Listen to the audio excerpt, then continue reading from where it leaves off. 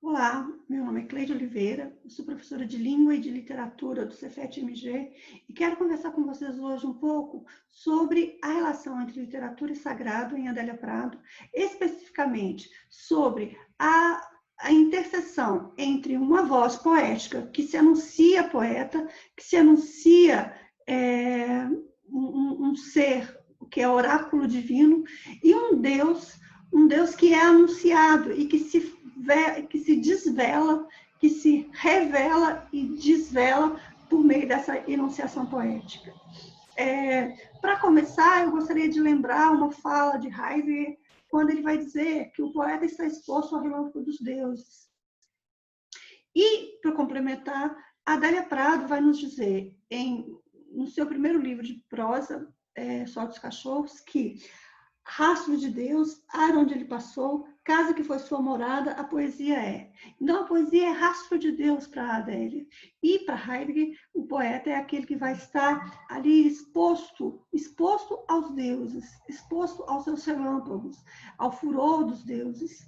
Então, essas duas citações já nos colocam bem no centro de onde eu gostaria de falar, que é sobre essa relação entre esses dois seres, né? Um divino, outro humano, que vai se constituir na poesia de Adélia Prado.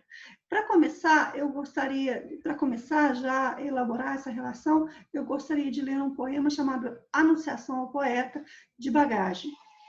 Ave ávido, ave, fome incansável e boca enorme, come. Da parte do Altíssimo te concedo que não descansarás e tu te ferirás de morte. O lixo, a catedral e a forma das mãos. Ave, cheio de dor. É interessante, já para começar, o título desse poema. O título é Anunciação, Anunciação ao Poeta. Sendo o poeta não a voz predominante nesse poema, mas uma voz que está calada, que está ouvindo essa anunciação. O título já nos remete a uma outra anunciação, que é a anunciação do anjo a Jesus, do anjo a Maria, né? A anunciação de que ela estaria grávida de Jesus Cristo. Então, é interessante você perceber como esse anjo, esse mensageiro, anjo significa mensageiro, como esse mensageiro, ele caracteriza a voz poética, caracteriza o sujeito poético, caracteriza-o como aquele que tem fome, aquele que é ávido. Ávido de quê? Ávido da beleza do mundo. Ávido da beleza do mundo que o ferirá de morte, é dito no poema, né? O lixo, a catedral e a forma das mãos. Tudo ferirá de morte, poeta. E esse poema vai terminar com uma afirmativa, com uma outra anunciação. Ave, cheio de dor, salve o poeta cheio de dor. O poeta é aquele que come a beleza do mundo e que transforma essa beleza do mundo em poesia, mas que por isso é cheio de dor. Então, é interessante você perceber que essa beleza não é uma beleza clássica, não é uma beleza convencional, mas é a própria pungência do mundo que nos revela por meio da palavra poética, que é um tema que vai aparecer na Adélia de forma muito multifacetada em prosa e poesia, a relação da beleza, né? A beleza não como estereótipos, não como padrões, mas a beleza que está no monturo de lixo se queimando. Tem um poema que é sobre isso, né? Um monturo de lixo se queimando e a poesia ali. Um segundo poema que eu gostaria de ler, ainda trabalhando essa relação, é um poema de título também muito interessante, se chama O Poeta Ficou Cansado. E ele vai nos dizer o seguinte: pois não quero mais ser teu arauto, já que todos têm voz, por que só eu devo tomar navios de rota que não escolhi? Por que não gritas tu mesmo a miraculosa trama dos teares, já que tua voz reboa nos quatro cantos do mundo? Tudo progrediu na terra e insistes em caixeiros viajantes de porta em porta a cavalo. Olha aqui, cidadão, repara, minha senhora, neste canivete mágico. Corta, saca e fura, é um faqueiro completo. Ó Deus, me deixa trabalhar na cozinha, nem vendedor, nem escrivão, me deixa fazer teu pão. Filha, diz-me o Senhor, eu só como palavras. O poema é riquíssimo, né? de diálogo com outras vozes, e uma voz que eu acho que é imperativa aqui, o diálogo, é com Jonas, nosso profeta fujão e desobediente, que vai parar na boca de um grande peixe, que a tradição julgou ser uma baleia. Mas Deus manda Jonas ir para cá, Jonas vai para lá. E o poeta aqui, no poema Adeliano, ele vai dizer que porque só eu devo tomar navios de rotas que eu não escolhi. Né? Aí está a referência, me parece, aí está a proximidade com esse poeta, perdão, com esse profeta bíblico. Mas já começa, como o poema começa? O poema começa já com uma justificativa, com uma afirmativa forte. Pois eu não quero mais ser teu arauto. Não quero mais. E por que eu não quero? Esse porquê vem sendo explicado por meio de uma série de perguntas, né? Por que só eu devo tomar navios de rotas que eu não escolhi? Por que tu, cuja voz reboa por toda a terra, porque tu mesmo não falas o que queres? A miraculosa trama dos teares. Por que nesse mundo onde tudo progrediu, me queres ainda como um caixeiro viajante, a cavalo, andando de um lado para o outro, anunciando a tua voz?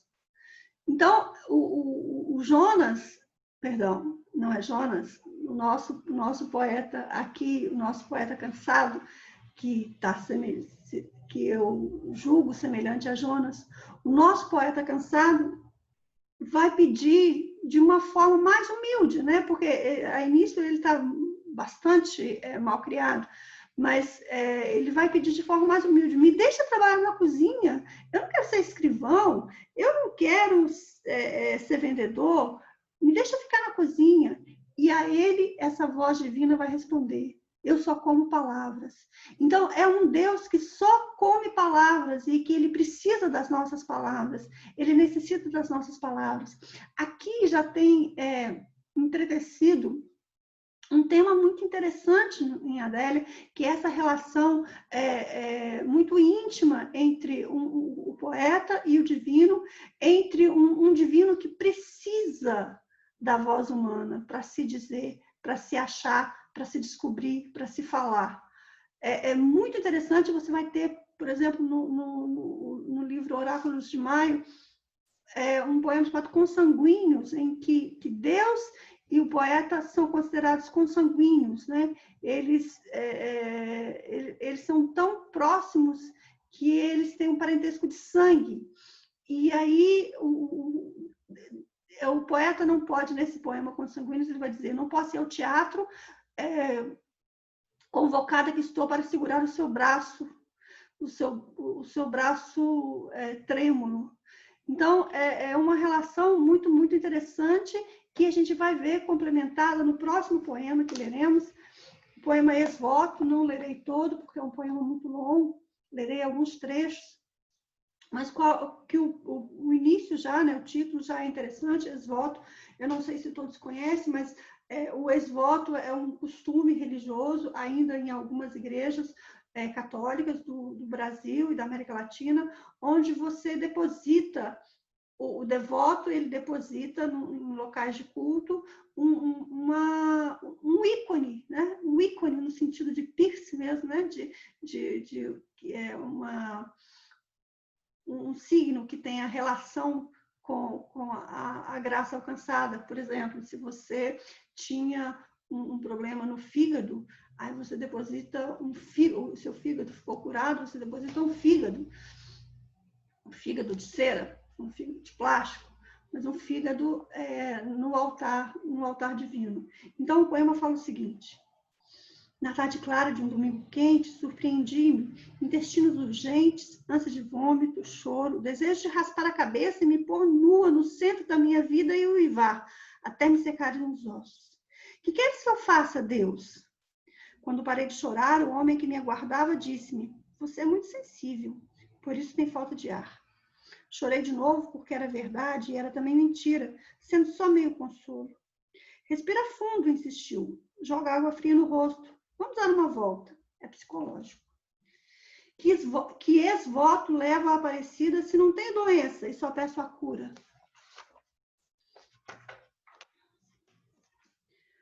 Palavras não, eu disse. Só aceito chorar.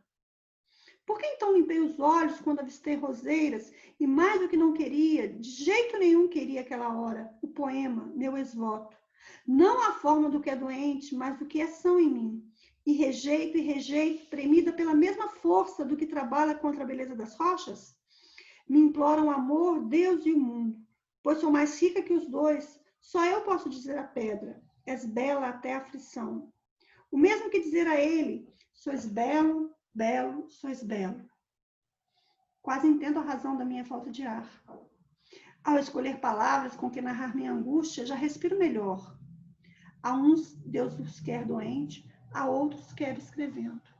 Novamente essa imagem, né, de que Deus quer as palavras poéticas, Deus quer alguns escrevendo, Deus quer esse ex-voto. Né? O poema é o ex-voto, né? É dito bem claramente aqui, né? O poema é o ex-voto, é aquele que, isso é interessantíssimo, né? No ex-voto,